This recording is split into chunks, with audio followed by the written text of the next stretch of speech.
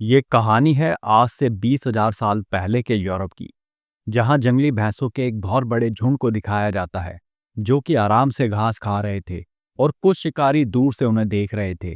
कहानी में आगे उन शिकारियों के मुखिया ताओ को दिखाया जाता है, जो कि अपने सभी साथियों के साथ भैंसों के झुंड पर हमला कर देता है। इसके बाद हम दूसरी तरफ भैंसों को देखते हैं, जो शिकारियों से बचने के लिए उनसे दूर भागते हैं, बिना ये जाने कि जिस दिशा की तरफ वो भाग रहे थे वहां एक गहरी खाई थी। और आखिरकार वही होता है जिसका डर था। अपने भारी शरीर और तेज रफ्तार के कारण भैंसे खुद को रोक नहीं पाते और खाई में गिरने लगते हैं। अब यहाँ जब ऐसा लग रहा था कि सब कुछ शिकारियों के फेवर में जा रहा है, कि तभी एक बहुत बड़ा जंगली भैंसा वापस मुड़ता है और शिकारियों पर हमला कर देता है। इस हमले से बचने के लिए वो सभी शिकारी भागने लगते हैं, लेकिन केड़ा नाम का एक लड़का उस भैंसे के सामने आ जाता है। ये देखकर ताओ केड़ा को एक तरफ हटने के लिए बोलता है, लेकिन केड़ा घबराकर उसी भैंसे के आगे भागने लगता है, जिससे वो भैंसा पहले तो उसे टक्कर मारकर नीचे गिरा देता है और फिर उसे अपने सींग में उठाकर उसी गहरी खाई की तरफ भागने लगता है, जहां से बाकी के सभी भैंसे नीचे गिर रहे थे। ये देखकर ताओ केड़ा को बचाने के लिए उस भैंसे पर एक भाला मारता है, जो कि भैंसे को लग भी जाता है, लेकिन वो रुकता नहीं। वो सीधा भागता हुआ केड़ा को खाई में गिरा देता है। ये बहुत ही अनएक्सपेक्टेड सीन था। खैर, कहानी यहाँ से फ्लैशबैक में जाती है, जहाँ हमें एक हफ्ता पहले का टाइम दिखाया जाता है, जब कबीले के सभी लोग शिकार पर जाने की तैयारियों में लगे थे। तभी ताओ वहां आकर केड़ा को बोलता है कि इस बार तुम भी हमारे साथ शिकार पर चलोगे। इसके अलावा हमें यहाँ ये भी पता चलता है कि केड़ा कबीले के मुखिया ताओ का बेटा है। अब यहाँ से सीन शिफ्ट होता है और रात का समय दिखाया जाता है, जब केड़ा की माँ केड़ा के पिता यानी कबीले के मुखिया ताओ को बोलती है कि मैं नहीं चाहती कि केड़ा अभी शिकार पर जाए, क्योंकि केड़ा अभी छोटा है, शिकार पर जाने के काबिल नहीं है। इसलिए मुझे डर लग रहा है कि कहीं हम उसे खो ना दें। ये सुनने के बाद ताओ अपनी वाइफ को समझाने की कोशिश करता है कि सर्दियों के आने से पहले हमें शिकार के लिए जाना होगा, वरना हम सब भूख से मर जाएंगे। इसी के साथ वो अपनी वाइफ को ये भी समझाता है कि अब वक्त आ गया है जब केड़ा को खुद को साबित करना होगा, क्योंकि कबीले के मुखिया का बेटा होने के नाते कबीले के सभी लोगों को उससे बहुत उम्मीदें हैं। इसके बाद हम अगले दिन का सीन देखते हैं, जब केड़ा कबीले के बाकी लोगों के साथ शिकार के लिए निकल जाता है। जहां चलते चलते वो सभी एक पत्थर की स्मारक पर पहुंचते हैं, जो कि कबीले के पूर्वजों ने बनाई थी, ताकि शिकार पर जाने के लिए सही रास्ते का अनुमान लगाया जा सके। यहाँ कबीले के सभी लोग अपने पूर्वजों के सम्मान के लिए थोड़ी देर वहीं रुकते हैं और फिर शिकार के लिए आगे बढ़ जाते हैं। जहां हम देखते हैं कि जंगल का रास्ता इतना भी आसान नहीं था। जगह जगह जंगली जानवरों के कंकाल पड़े हुए थे, जिन्हें गिद्ध खा रहे थे, और इसी मुश्किल रास्ते से चलते हुए उन्हें रात हो जाती है और वो सभी एक जगह रुकने का फैसला करते हैं, जहां ताओ अपने बेटे केड़ा को आग जलाने के लिए कुछ लकड़ियां देता है।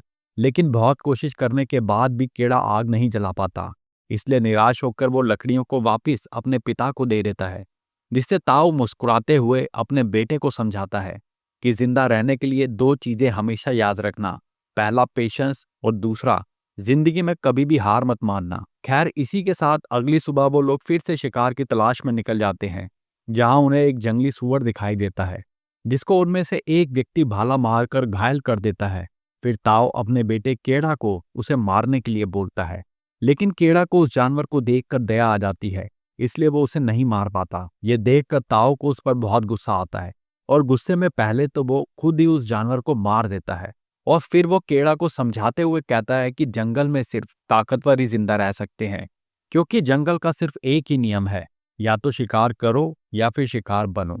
इसके बाद कहानी यहाँ से आगे बढ़ती है और एक रात का सीन दिखाया जाता है, जब कबीले के सभी लोग शिकार खा रहे थे कि तभी वहां एक शेर आ जाता है और बड़ी सफाई से एक लड़के को उठाकर ले जाता है।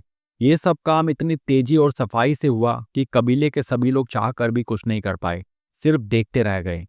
वहीं दूसरी तरफ केड़ा, जो कि पहली बार शिकार के लिए आया था, ये सब देखकर बहुत घबरा जाता है, क्योंकि ऐसी सिचुएशन की कल्पना उसने कभी भी नहीं की थी। इसके बाद अगली सुबह कबीले के सभी लोग उस लड़के की याद में कुछ पत्थर रखते हैं और शिकार की तलाश में फिर से आगे बढ़ जाते हैं, जहां पूरा दिन भटकने के बाद भी उन्हें कोई शिकार नहीं मिलता और वो थक कर एक गुफा में रात बिताने का फैसला करते हैं, जहां ताऊ अपने बेटे को मुखिया बनने के कुछ गुण सिखाता है और साथ ही उसके हाथ पर तारों का एक नक्शा बनाते हुए उसे समझाता है कि ये सब तारे तुम्हें रात को आसमान में दिखेंगे, जिनका पीछा करते हुए तुम वापस अपने घर पहुंच सकते हो। इसके बाद अगली सुबह वो सभी लोग शिकार पर निकल जाते हैं, जहां उन्हें जंगली भैंसों का झुंड दिखाई देता है। दोस्तों, ये वही झुंड है जो कहानी की स्टार्टिंग में दिखाया गया था। यानी अब मूवी फिर से प्रेजेंट में आ जाती है, जहां पर उस भैंसे ने केड़ा को खाई में गिरा दिया था। इसके बाद हम कबीले के सभी लोगों को उस खाई की तरफ भागते हुए देखते हैं, जहां केड़ा अभी भी खाई के बीचों बीच एक पत्थर को पकड़कर लटका हुआ है। लेकिन इससे पहले वो सभी कुछ समझ पाते, वो पत्थर का टुकड़ा भी टूट जाता है और केड़ा चट्टानों से टकराता हुआ उसी खाई की एक ऐसी जगह पर गिर जाता है जहां पहुंचना किसी के लिए भी संभव नहीं था। तभी हम ताऊ को देखते हैं, जो अपने बेटे को बचाने के लिए नीचे उतरने लगता है, लेकिन कबीले के सभी लोग उसे वहां जाने से रोक देते हैं। वो उसे समझाते हैं कि हमने केड़ा को तो खो दिया है और अब हम तुम्हें नहीं खोना चाहते, क्योंकि तुम हमारे मुखिया हो। तुम्हारे ऊपर ही जिम्मेदारी है हम सबको सही सलामत घर पहुंचाने की। यहाँ ताऊ को ना चाहते हुए भी उन सबकी बात माननी पड़ती है और वो खाई में ना उतरने का फैसला करता है। इसके बाद हम देखते हैं कि जब तक कबीले के सभी लोग शिकार को इकट्ठा करने में लगे होते हैं, तब तक ताऊ भी दिन रात उस चट्टान के किनारे पर बैठकर अपने लड़के को आवाज मारता रहता है। लेकिन अफसोस, उसका लड़का कोई भी जवाब नहीं देता और आखिरकार कुछ दिन बाद ताऊ भी कबीले के बाकी लोगों की तरह यह मान लेता है कि केड़ा अब जा चुका है। इसलिए वो अपने लड़के की याद में पत्थरों की एक छोटी सी स्मारक बनाकर अपने सभी साथियों के साथ वहां से चला जाता है। ये बहुत ही इमोशनल सीन था, लेकिन कहानी यहाँ खत्म नहीं होती। असल में तो कहानी यहाँ से शुरू होती है। अब कबीले वालों के जाने के बाद एक गिद्ध केड़ा के ऊपर आकर बैठ जाता है और उसे नोचने लगता है। लेकिन ठीक उसी समय केड़ा की आंख खुलती है और वो उस गिद्ध को मारकर नीचे गिरा देता है, जिससे यहाँ हम ये समझ पाते हैं कि केड़ा असल में मरा नहीं था, वो तो सिर्फ बेहोश हुआ था। खैर, डरा हुआ केड़ा जोर जोर से अपने पिता को आवाजें लगाता है, लेकिन उसे कोई भी जवाब नहीं मिलता, क्योंकि वो सब तो जा चुके थे।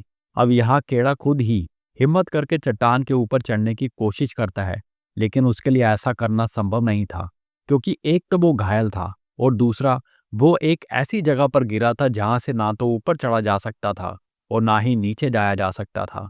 तभी वहां जोरदार बारिश होने लगती है, जिससे देखते ही देखते वो खाई एक बरसाती नदी में बदल जाती है और केड़ा खुद को बचाने के लिए उस नदी में कूद जाता है। इसके बाद हम उसे नदी के किनारे पर देखते हैं, जहां वो पानी में कूदने के बाद बच गया था, लेकिन उसका पैर बुरी तरीके से घायल हो चुका था। इसे ठीक करने के लिए वो एक लकड़ी के टुकड़े को अपने पैर पर बांध लेता है और फिर धीरे धीरे चलकर उसी चट्टान पर पहुंच जाता है जहां से वो नीचे गिरा था। लेकिन वहां पहुंचकर उसे कोई भी नहीं मिलता, बस एक स्मारक मिलती है, जिसको देखकर वो समझ जाता है कि कबीले के सभी लोग उसे मरा हुआ समझकर वहां से जा चुके हैं। और ये जानकर वो जोर जोर से रोने लगता है। लेकिन उसके पास रोने का ज्यादा समय नहीं था, क्योंकि कुछ भेड़िए उसी की ओर आ रहे थे, जिनसे बचने के लिए वो भागकर एक सूखे हुए पेड़ पर चढ़ जाता है और खुद की जान बचाने के लिए सारी रात उसी पेड़ पर बना रहता है। अब कहानी में आगे हम अगले दिन का सीन देखते हैं। उसे ऐसा लगता है कि सभी भेड़िए वहां से जा चुके हैं और वो पानी पीने के लिए पेड़ से नीचे उतर आता है। तभी कुछ भेड़िए उस पर हमला कर देते हैं, जिनसे बचने के लिए वो उसी पेड़ की तरफ भागता है जिस पर उसने पिछली रात बिताई थी। लेकिन इस बार पेड़ पर चढ़ने से पहले ही एक भेड़िया उसका पैर पकड़ लेता है, जिस पर वो चाकू से हमला करता है और भेड़िया नीचे गिर जाता है और वो खुद जल्दी से पेड़ पर चढ़ जाता है। अब एक तरफ केड़ा खुद की जान बचाने के लिए सारी रात उस पेड़ पर बैठा रहता है और दूसरी तरफ भेड़िए सारी रात उसको पकड़ने की कोशिश करते रहते हैं। इसी बीच रात बीत जाती है और दिन निकल आता है। अब केड़ा उस घायल भेड़िए को मारने के लिए जल्दी से एक चाकू को लकड़ी के टुकड़े पर बांध लेता है और पेड़ से नीचे उतर आता है। लेकिन जब केड़ा उस भेड़िए के पास आता है तो उसका मासूम चेहरा और घायल शरीर को देखकर उसे उस भेड़िए पर तरस आ जाता है, जिससे वो उस भेड़िए को ना मारने का फैसला करता है। लेकिन खुद को भेड़िए के दांतों से बचाने के लिए वो उस भेड़िए के मुंह को बांध देता है और उस घायल भेड़िए को उठाकर एक गुफा में ले आता है। ये वही गुफा थी जहां केड़ा अपने कबीले वालों के साथ रुका था। इसके बाद कहानी में अगले दिन का सीन दिखाया जाता है, जब केड़ा सुबह उठकर गुफा से बाहर जाता है और कुछ जड़ी बूटियां लाकर अपने जख्मों पर लगाने लगता है। दूसरी तरफ भेड़िया जब केड़ा को पानी पीते हुए देखता है तो अपने मुंह पर बंधे हुए कपड़े को खोल देता है और केड़ा को डराने लगता है। यहाँ ऐसा लगता है कि वो केड़ा को डराकर पानी मांग रहा था, लेकिन केड़ा उससे डरता नहीं, बल्कि पानी ऑफर करता है और उससे बोलता है कि मैं ही तुम्हें बचा सकता हूँ, जिससे भेड़िया शांत हो जाता है और पानी पीने लगता है। इसी के साथ कहानी धीरे धीरे आगे बढ़ती है और हम उन दोनों में दोस्ती होते हुए देखते हैं, जहाँ केड़ा अपने जख्मों को ठीक करने के साथ साथ उस भेड़िए के जख्मों का भी इलाज करता है। इसके अलावा वो जो कुछ भी खाता है उसका कुछ हिस्सा उस भेड़िए को भी देता है। अब एक दिन जब केड़ा उस भेड़िए के साथ गुफा के बाहर बैठे हुए आसमान की तरफ देख रहा था कि तभी वो अपने हाथ पर बने हुए टैटूज को उन तारों से मिलाने लगता है, जिससे उसे वो बात याद आ जाती है कि जब उसके पिता ने उसे ये टैटू बनाते हुए समझाया था कि ये तारे तुम्हें आसमान में दिखेंगे, जिनकी मदद से तुम वापस अपने घर पहुंच सकते हो। और तभी वो डिसाइड करता है कि अब उसे अपने घर जाना चाहिए और अगली ही सुबह वो अपने घर की ओर निकल जाता है। पर जाने से पहले वो उस भेड़िए को भी बोलता है कि उसे भी जल्दी से जल्दी अपने परिवार में चले जाना चाहिए, क्योंकि सर्दियां आने वाली हैं। अब यहाँ से सीन शिफ्ट होता है और हम केड़ा को घर जाते हुए देखते हैं, लेकिन वो अकेला नहीं था, कोई उसका पीछा कर रहा था। ये बात केड़ा भी समझ जाता है और जब वो पलट कर देखता है तो हैरान हो जाता है, क्योंकि वो भेड़िया उसके पीछे आ रहा था। वो उस भेड़िए को भगाने की बहुत कोशिश करता है, लेकिन वो भेड़िया किसी भी कीमत पर वहां से जाने को तैयार नहीं था। इसी बीच भेड़िए को कुछ जंगली सूअर दिखाई देते हैं, जिनका शिकार करने के लिए वो उनके पीछे भागने लगता है और एक सूअर को केड़ा की तरफ लाता है, लेकिन केड़ा उस सूअर का शिकार नहीं कर पाता, जिससे भेड़िए को बहुत निराशा होती है। हालांकि केड़ा ये समझ जाता है कि भेड़िया बहुत भूखा है, इसलिए वो भेड़िए को वो कीड़े खाने को देता है जो केड़ा खुद भी खा रहा था। लेकिन इस बार एक बहुत कमाल की चीज होती है, वो भेड़िया सीधा केड़ा के हाथ से ही कीड़े खाता है, यानी अब दोनों की दोस्ती और पक्की हो रही है। अब कहानी में आगे हम देखते हैं कि भेड़िए के शिकार करने की स्किल बहुत अच्छी थी, जिससे वो बड़ी आसानी से एक खरगोश का, मछली का और दूसरे जानवरों का शिकार कर लेता है। यहाँ अच्छी बात यह थी कि केड़ा भी ये सब बहुत ध्यान से देखता है और भेड़िए से सीखने की कोशिश करता है, जिससे बहुत जल्दी वो एक मजबूत और अच्छा शिकारी बन जाता है। इसी बीच उन दोनों की दोस्ती इतनी पक्की हो जाती है कि वो दोनों मिलकर शिकार करते हैं और बड़े से बड़े जानवर को भी मार देते हैं। और कहानी के इसी मोड़ पर केड़ा उस भेड़िए को एक नाम देता है, अल्फा। इसके बाद हम देखते हैं कि सर्दियां आ चुकी हैं और अपने चरम पर हैं। और ऐसी एक बर्फीली रात जब केड़ा और अल्फा शिकार खा रहे थे, तभी वहां कुछ भेड़िए आ जाते हैं, जो कि असल में अल्फा का ही परिवार है। और यहाँ अल्फा को अपने परिवार के साथ जाना पड़ता है, जिससे केड़ा बहुत उदास हो जाता है। लेकिन केड़ा के पास उदास होने का ज्यादा समय नहीं था, क्योंकि सर्दियां अपने चरम पर थी, इसलिए उसे जल्दी से जल्दी अपने घर पहुंचना होगा। अब कहानी में आगे एक रात का सीन दिखाया जाता है, जब केड़ा को एक बहुत भयानक सपना आता है, जिसमें उसके पिता उसकी माँ को बताते हैं कि केड़ा अब हमारे बीच नहीं रहा। तभी अचानक से केड़ा डर कर उठ जाता है और खुद से वादा करता है कि चाहे जो कुछ भी हो जाए, मैं घर वापस जरूर जाऊंगा। और इसी विश्वास के साथ वो फिर से अपने घर की ओर बढ़ने लगता है। अब एक दिन जब केड़ा आगे बढ़ रहा था, तो उसे भेड़ियों का एक झुंड दिखाई देता है, जो कि एक मरे हुए जानवर को खा रहे थे। लेकिन जब वो ध्यान से देखता है तो उसे उस झुंड में अल्फा भी दिखाई देता है। लेकिन एक चीज देखकर वो बहुत हैरान था कि झुंड का कोई भी भेड़िया उसे शिकार नहीं खाने दे रहा था। ये देखकर केड़ा उसकी ओर भागने लगता है, जिससे बर्फ अचानक से टूट जाती है और केड़ा पानी में गिर जाता है। असल में वो एक झील थी जो ऊपर से बर्फ से ढक गई थी, और केड़ा के भागने के कारण वो बर्फ टूट जाती है, जिससे केड़ा पानी में गिर जाता है। अब केड़ा पानी में बुरी तरीके से फंस चुका था और वो चाकू से बर्फ को तोड़ने की कोशिश करता है, लेकिन बर्फ नहीं टूटती। तभी वहां अल्फा भी आ जाता है और अब वो दोनों मिलकर उस बर्फ को तोड़ने की कोशिश करने लगते हैं, जिससे आखिरकार बर्फ टूट जाती है और केड़ा बाहर आ जाता है। और वो खुद को ठंड से बचाने के लिए आग जलाकर वहीं बैठ जाता है। यहाँ हम ये भी देखते हैं कि अल्फा भी केड़ा के साथ वहीं बैठ जाता है, वो अपने झुंड में वापस नहीं जाता। अब यहाँ से कहानी फिर से आगे बढ़ती है और केड़ा अल्फा के साथ मिलकर अपने घर की ओर जाने लगता है। इसी बीच चलते चलते केड़ा को किसी इंसान के पैरों के निशान दिखाई देते हैं, जिनका पीछा करने के बाद वो उस इंसान तक पहुंच जाता है, जो कि ठंड से बचने के लिए एक शेल्टर बनाकर बैठा हुआ था। लेकिन जैसे ही केड़ा उसके पास पहुंचता है तो देखता है कि वो इंसान तो पहले ही ठंड से जमकर मर चुका है। ये देखकर केड़ा को बहुत दुख होता है और जाते जाते वो उस इंसान का धनुष और बाण अपने पास रख लेता है। इसी बीच कुछ हाइनास को दिखाया जाता है, जो कि केड़ा और अल्फा का शिकार करने के लिए उनका पीछा कर रहे थे। वो दोनों भी उन्हें देख लेते हैं और खुद की जान बचाने के लिए वहां से भागकर एक गुफा में आ जाते हैं। पर यहाँ एक और मुसीबत थी, क्योंकि वो दोनों हाइनास से तो बच गए थे, लेकिन ये गुफा एक शेर की थी। तभी अचानक से वो शेर सामने आता है और केड़ा के ऊपर हमला कर देता है, जहां अल्फा केड़ा को बचाने के लिए बीच में आ जाता है और शेर से लड़ने लगता है। तभी केड़ा सही मौका देखकर उस शेर पर तीर चला देता है, जिससे वो शेर मर जाता है। अब केड़ा भागकर अल्फा के पास जाता है, लेकिन उसकी हालत देखकर केड़ा को बहुत अफसोस होता है। वो अल्फा को अपनी जान बचाने के लिए धन्यवाद करता है और अल्फा को बोलता है कि मैं तुम्हारा साथ कभी नहीं छोड़ूंगा। इसके बाद हम देखते हैं कि केड़ा एक सच्चे दोस्त की तरह अल्फा का इलाज करता है और अल्फा के ठीक होने तक वहीं रुकता है। अब कहानी यहाँ से आगे बढ़ती है, जहाँ अल्फा अब ठीक हो चुका है और फिर से केड़ा के साथ आगे बढ़ रहा है। जहाँ चलते चलते वो स्मारक पर पहुंच जाते हैं जो कि मूवी की स्टार्टिंग में दिखाई गई थी, जिसको केड़ा के पूर्वजों ने बनाया था, जिसे देखकर केड़ा को बहुत खुशी होती है।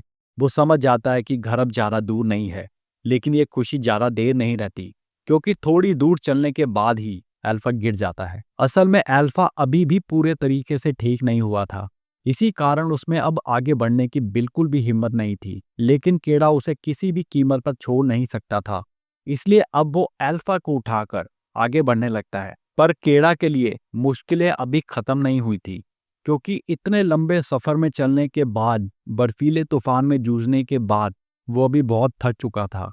उसकी भी हिम्मत जवाब दे रही थी और आखिरकार वो भी हार कर वहीं गिर जाता है। दोस्तों, अब ये कहानी उस मोड़ पर है जहां ऐसा लगता है कि वो बात सच होने जा रही है, जिसमें मंजिल के बिल्कुल पास पहुंचकर इंसान हार जाता है और कभी भी अपनी मंजिल पर नहीं पहुंच पाता। ऐसा लगता है कि केड़ा भी यहीं दम तोड़ देगा, लेकिन तभी उसे अपने माता पिता का एक सपना आता है, जिसमें केड़ा की माँ केड़ा के पिता से बोलती है कि मुझे डर है कि कहीं केड़ा हम सबको छोड़ कर ना चला जाए। लेकिन तभी केड़ा के पिता बोलते हैं, डरो मत, तुम जितना सोचती हो वो उतना भी कमजोर नहीं है, वो बहुत हिम्मत वाला है।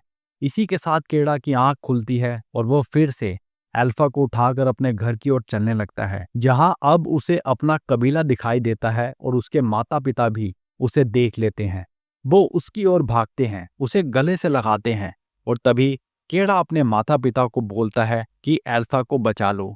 इसी के साथ सीन चेंज होता है और हम उन दोनों को एक गर्म कमरे में देखते हैं, जहां इलाज के दौरान एक लेडी रियलाइज करती है कि अल्फा असल में एक मादा है और वो उसी गुफा में अपने 4 बच्चों को जन्म देती है, जिसमें से एक बच्चे को वो लेडी अपने हाथ में उठाकर बोलती है कि अब तुम भी हम में से एक हो और तुम्हारा इस कबीले में स्वागत है।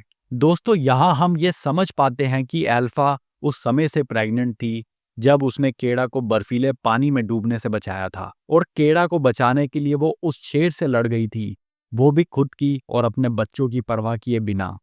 ये सब जानने के बाद केड़ा के मन में अल्फा के लिए और ज्यादा इज्जत बढ़ जाती है और इसी के साथ कुछ दिन बाद का सीन दिखाया जाता है, जिसमें अल्फा और केड़ा बिल्कुल ठीक हो चुके हैं और अल्फा के बच्चे भी वहीं खेल रहे हैं। अब कहानी के अंत में कबीले के लोगों को फिर से शिकार पर जाते हुए दिखाया जाता है, जहां इस बार वो अकेले नहीं है, इस बार भेड़िए के रूप में उनके दोस्त भी उनके साथ हैं। इसी के साथ दोस्तों, आशा करता हूं कि ये कहानी आपको अच्छी लगी होगी। Thank you and take care.